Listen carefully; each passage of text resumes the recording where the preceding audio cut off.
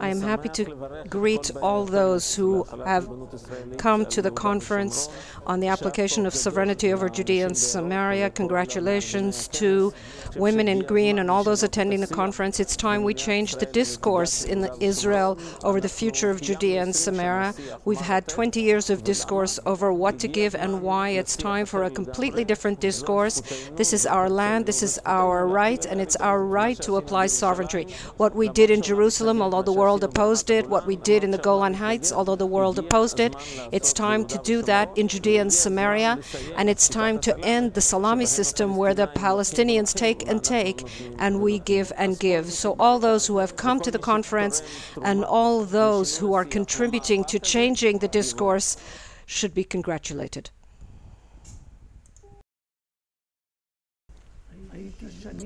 For many years I was in the Knesset and I didn't pass a single law. And the Jerusalem law was waiting on the sidelines. And I said to myself, this is the time for Jerusalem. God helped. And one day I read in the newspaper that the Egyptian parliament was discussing the subject of Jerusalem, that Jerusalem was Palestinian, and that ran counter to everything I knew about the agreement between Sadat and Begin. I went to Begin and I asked him, so we can do the same? And Begin said, no, they're not allowed to do that. They can say whatever they like. Begin was very much a man of the law, and he said, we wrote an agreement, we signed it, that this subject would be dealt with by consensus. I was not so much, I didn't believe so much that the law would decide, and I continued on the work on my law. Once again, God helped, and a Knesset member from the Labour Party, Uzi Baram said to me, Teddy Kollek is preparing a law about Jerusalem. He's willing to go to war over Jerusalem. And I wasn't scared, but I wanted to do it before him, and I immediately submitted my Jerusalem law. And I remember the mockery in the newspapers at that time about that law and me. And during that period, there was an envoy here from Sadat. He went up to the Temple Mount. I went up with him, and I filmed him standing with his back to the Temple Mount. That's how they pray. And I gave this picture very wide publication, and I submitted the law. And I did all the work on my own. The National Religious Party wasn't with me. Borg said it wasn't the right time. You know, it wasn't the right time.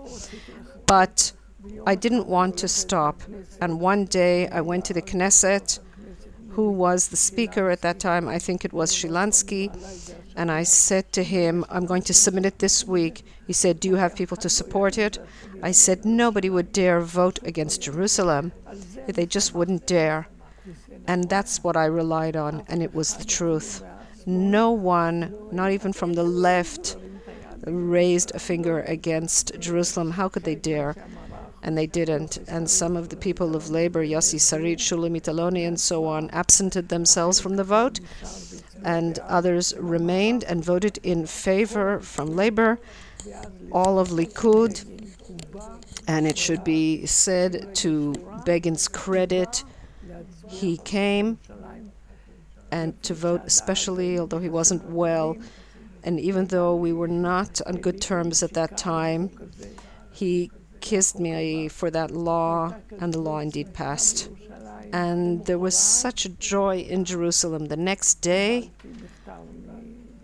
I got a letter from Teddy Kollek that the embassies would be leaving Jerusalem because of the law and going to Tel Aviv. And I said, if they're in Tel Aviv and we're in Jerusalem, that's exactly how it should be. And I submitted at that time the law to apply sovereignty to Judea and Samaria. That was a law I spoke about a lot in the Knesset. and I tried to convince people, but it fell. And today I think that whatever law about Eretz Yisrael there is, it's the right time. But certainly laws, fundamental laws like the Jerusalem law or the law to apply sovereignty to Judea and Samaria. And it's not just that. The fact that that law doesn't exist yet is very problematic. We're letting them think that there will one day be a Palestinian state here. And it's an injustice to them, not only to us. Bibi will not initiate it. Begin didn't either. But if there is an awareness, like Yudit and Nadia are trying to create among the public, this will become part of our awareness and it will become possible. And the Bibi can be found for that too.